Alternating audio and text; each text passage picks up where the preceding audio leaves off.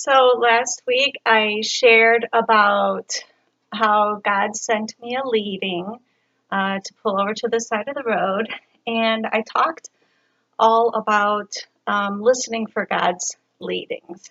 So I wanted to give you guys an update on, just how God used that this week, or I don't know, just kind of connected with me.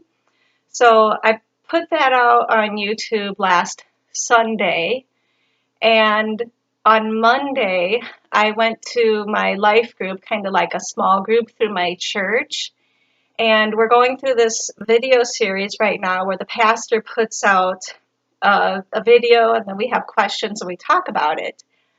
Well, all during that video, the pastor was talking about listening for the voice of God and listening for his leadings. And I was just like, oh my gosh, that goes right along with the video that I just put out. And it was just kind of some confirmation from God that he's there, he's listening, and made me feel closer to my church, although I do already feel close to them. I feel like, my heart is knit together with the heart of my church. I'm very close to my church.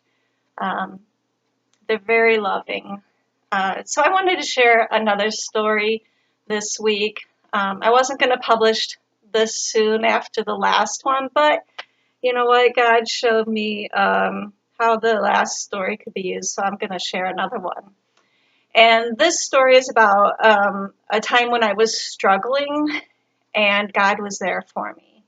He sent someone to be there for me, but that was God being there for me. So I was at church. It's not the church I go to now. It's a different church. And it's a pretty large church. It would be considered a mega church. And I was really struggling with something. And as I was leaving the service, I thought of a very specific woman that I thought, you know what, I kind of, maybe I should talk to her. But it's a large church. This woman is somebody who, speaks up in front of everybody. And I just thought, you know what, I'm not going to try to, bother her. It's okay. I'll get through it. And, it's a little bit more difficult to talk to somebody who is a high profile person. I'm like, I don't have to do that. That's not necessary. So I decided, I could use some chocolate though. That might help me feel better.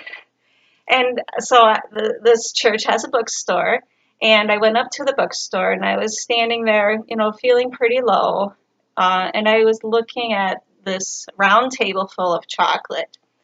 And I look over to my right, and I see this woman that I had just thought, it would be nice to talk to her. And she was knelt down, she had her back to me, and she was looking at some Bibles.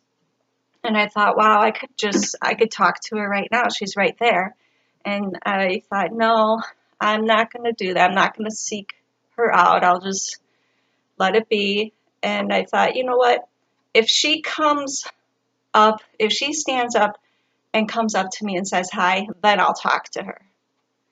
Well, right then, she stood up, turned around, walked around the table of chocolate that I was looking at, and she stopped at me, looked up at me, and said hi.